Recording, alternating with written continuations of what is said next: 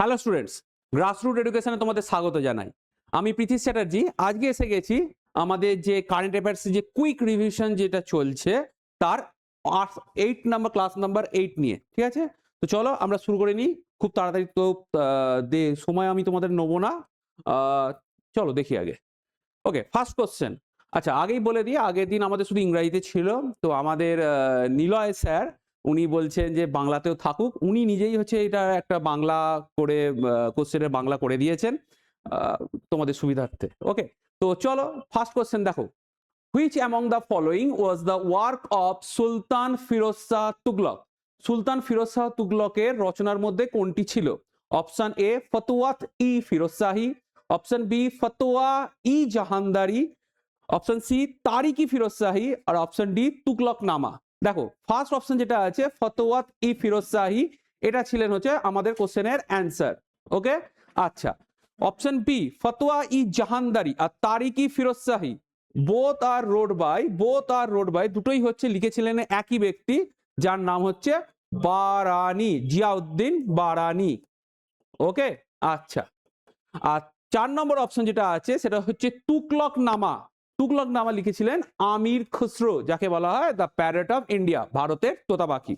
ওকে, তো question number 2, who among the following was known as Bengal's Greta Garbo? নিম্নলিখিত ব্যক্তিদের মধ্যে কে বাংলার গ্রেটা গার্বো নামে পরিচিত ছিলেন?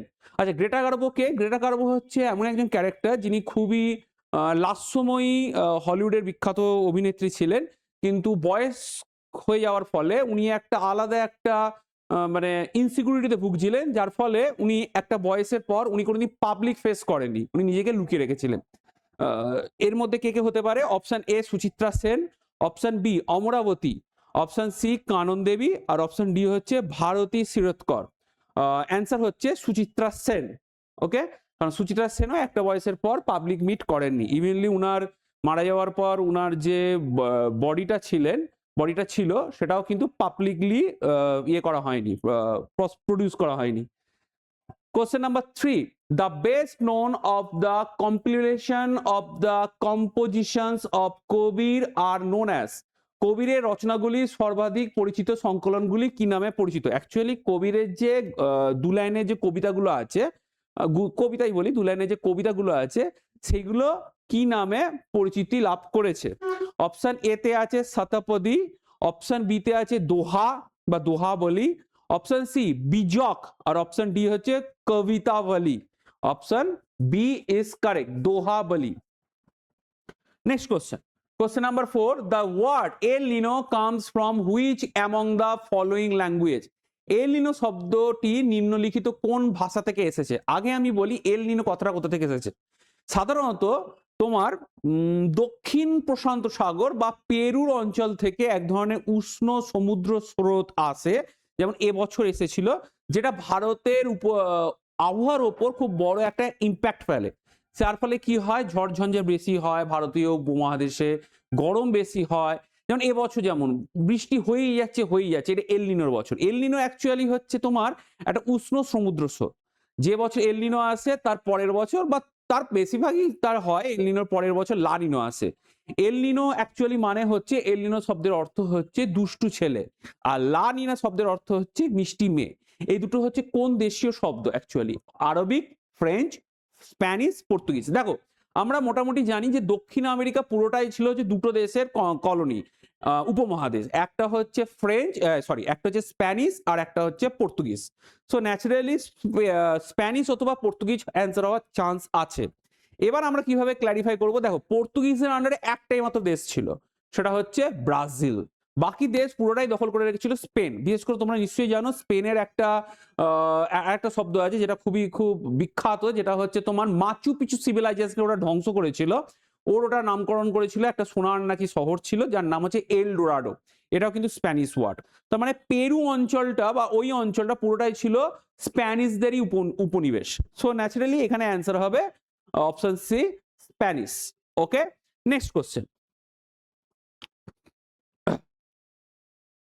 আচ্ছা, Question number 6, with reference to Indian culture, what is নবকলেবর? ভারতীয় সংস্কৃতির প্রেক্ষাপটে নবকলেবর কি? দেখো নবকলেবর কি আগে আমরা জানি, নবকলেবরটা ইন ডিটেলস আমাদের জানতে হবে, কারণ হঠাৎ করে এটা খুব ইতিহাসে বিশেষ করে সেন্ট্রালের পরীক্ষা ক্ষেত্রে এটা খুবই ইম্পর্টেন্ট হয়ে গেছে। কেন ইম্পর্টেন্ট হয়ে গেছে?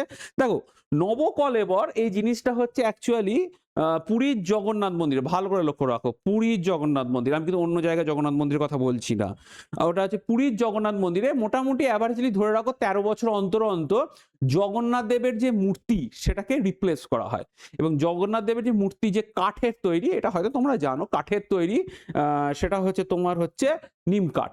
এবার অনেক কিছু গল্প আছে, এটা যেহেতু শর্ট ক্লাস সেহেতু আমি অত ইন ডিটেলস যাচ্ছি না। তো এই যে প্রোগ্রামটা এটা হচ্ছে এখানে বলা হচ্ছে, দেখো কি বলছে, দেখো option A, an annual Hindu festival held in the Padmaswami temple at Thiruvananthapuram. বাৎসরিক programme Padmaswami temple, Padmaswami temple Padmanabha বা পদ্মস্বামী যাই বলো না, পদ্মনাভ টেম্পল তিরুবন্তপুরমের programme. Option B, a festival observe in the Jagannath temple at Puri.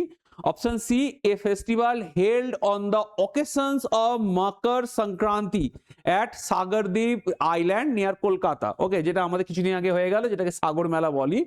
আচ্ছা, option D, a festival observed once in 6 years at Ganga ghats of Varanasi. মানে হচ্ছে 6 বছর অন্তর অন্তর গঙ্গার ঘাটে এই প্রোগ্রামটা হয়। অ্যান্সার হচ্ছে অপশন বি। অ্যান্সার হচ্ছে অপশন বি, কারণ আমি আগেই বলেছি নবকলেবর হচ্ছে জগন্নাথ দেবের মূর্তির replacement. Okay, next question. Naubatkhana at Red Fort was, Naubatkhana জিনিসটা কি? নওবতখানা হচ্ছে সাধারণত এটা তোমরা শুধু আগ্রা ফোর্ট বা লালকেল্লাতেই দেখতে পাবে। বাই দ্য ওয়ে লালকেল্লা আমরা বলি, ওটার অ্যাকচুয়াল নাম হচ্ছে মুবারকি মঞ্জিল, যিনি শাহজাহান তৈরি করেছিলেন। এখানে কি হতো, নওবতখানা হচ্ছে 5 ওয়াক্ত নামাজের সময় বা নামাজের টাইমে, ওই আজান টাজানের টাইমে, ওটা হচ্ছে এইখানে হচ্ছে তোমার ব্যান্ড বাজানো হতো, মানে গান বাজনা নয়, মানে হচ্ছে ড্রাম পেটানো হতো যে হ্যাঁ নামাজ আদায় করার সময় এসে গেছে। তো এটাই হচ্ছে একটা জায়গা। তো অপশন এতে আছে the mosque for the use of royal family, an orchestra house used for playing music 5 times a day at propitious hours. Option C, a place of gathering for spiritual leaders for discussion on religious matter, যেটা হচ্ছে আকবরের তৈরি ইবাদতখানার সাথে তুলনা করা হচ্ছে, এটা তো নয়। Option D, a hall for meeting general public and redressing public grievance, এটা তো দেওয়ানি আম। সো ন্যাচারালি লাস্টের দুটো হবে না। আর সাধারণত রয়্যাল মুঘল, অ্যাকচুয়ালি এটা মুঘল কালচারই, মুঘলদের যে প্রাসাদে যে ইয়েগুলো হতো, মসজিদগুলো ছিল পার্সোনাল ইউজের জন্য, তার মধ্যে বেশিরভাগই নাম হচ্ছে মতি মসজিদ আর একটা নাগিন মসজিদ। মতি মসজিদ তুমি আগ্রাতেও পাবে, ফতেপুর সিক্রিতেও পাবে, আর দিল্লিতেও পাবে। আর নাগিনা মসজিদ হচ্ছে তুমি একমাত্র আগ্রা ফোর্টে পাবে, ওটা শুধু একমাত্র মুঘল মহিলাদের জন্য ছিল। তো যাই হোক, তো নওবতখানাটা অ্যাকচুয়ালি কি? নওবতখানাটা হচ্ছে অ্যান অর্কেস্ট্রা হাউস, যেখানে হচ্ছে দিনে 5 বার বাজনা বাজানো হতো। Okay, question number 8, who is the director of the film of the making of the Mahatma?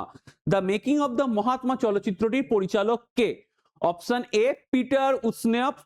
Option B, Richard Attenborough. Richard অ্যাটেনব্রোকে তোমরা হয়তো চেনো, যিনি ওই জুরাসিক পার্কের ওই যে বৃদ্ধের পার্টটা করেছে, ফার্স্ট জুরাসিক পার্ক, উনি লাস্ট ওয়ার্ল্ডেও ছিলেন হয়তো। হ্যাঁ, আর অপশন সি, স্যাম বেনেগাল। আর অপশন ডি হচ্ছে মীরা নায়ার। ওকে, অ্যান্সার হচ্ছে Sam Benegal. Next, question number 9, which gallantry award was earlier known as Ashoka Chakra class 2? দেখো এটা অ্যান্সার দেওয়ার আগে আমি একটা জিনিস বলে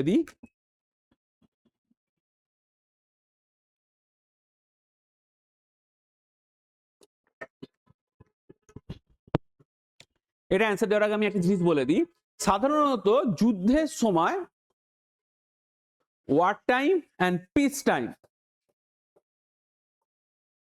যুদ্ধের সময় এবং শান্তির সময় আলাদা আলাদা অ্যাওয়ার্ড দেওয়া হয়, ঠিক আছে? যেটা ধরো যুদ্ধে নিজেদের বীরত্ব দেখিয়েছেন, বা শান্তির সময় তো তারা তো যুদ্ধের বীরত্ব দেখাবার চান্স পান না, তারা তখন হচ্ছে নিয়ম শৃঙ্খলা, তারপর হচ্ছে আইনের শৃঙ্খল বা কর্তব্যবোধ, এইগুলোর ওপর অ্যাওয়ার্ড দেওয়া হয়।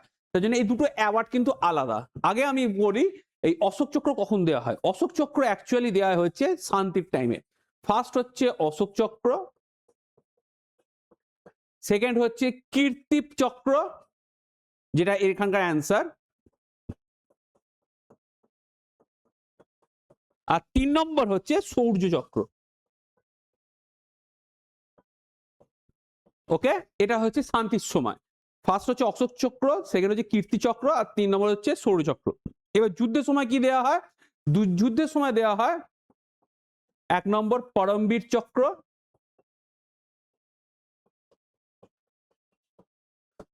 সেকেন্ড হচ্ছে মহাবীর চক্র,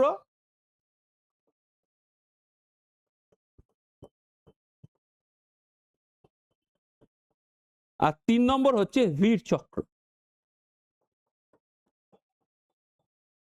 ওকে, তার মানে যুদ্ধের সময় দেওয়া হয় 1 নম্বর পরমবীর চক্র, 2 নম্বর মহাবীর চক্র, আর 3 নম্বর বীর চক্র।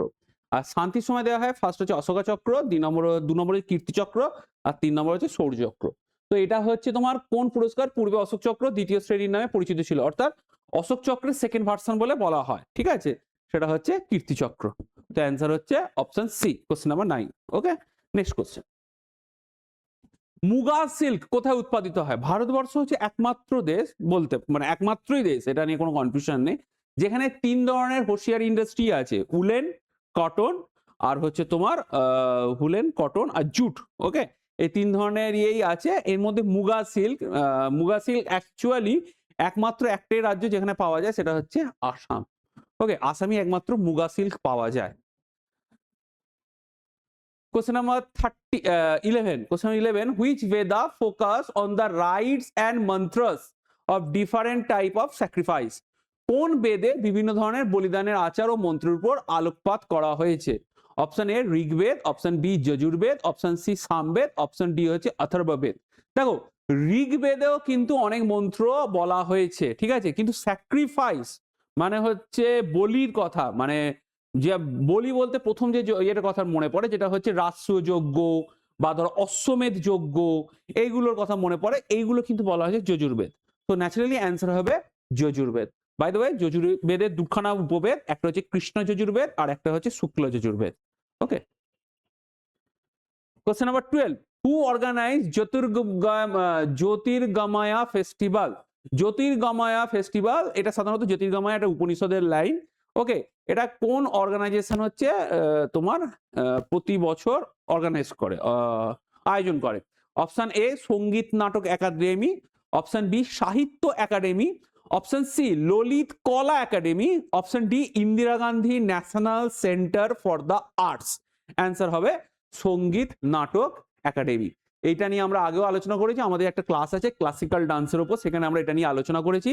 সঙ্গীত Natak Akademi is most important, যার এস্টাবলিশমেন্ট ইয়ার হচ্ছে 1954। ওকে, আচ্ছা, next. Which of this is an essential for Indian classical music? Okay, ভারতীয় শাস্ত্রীয় সঙ্গীতের জন্য এর মধ্যে কোনটি অপরিহার্য? দেখো, ভারতবর্ষে যে ক্লাসিক্যাল সং আছে তাদেরকে আমরা দুভাগে ভাগ করি, একটা হচ্ছে হিন্দুস্তানি,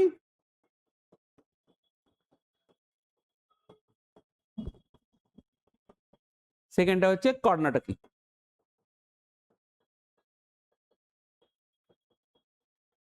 ওকে, যে কোনো ধরনের নিজেকে উৎসর্গ করা, ঈশ্বরের কাছে উৎসর্গ করা, সেটা হচ্ছে কর্ণাটকি।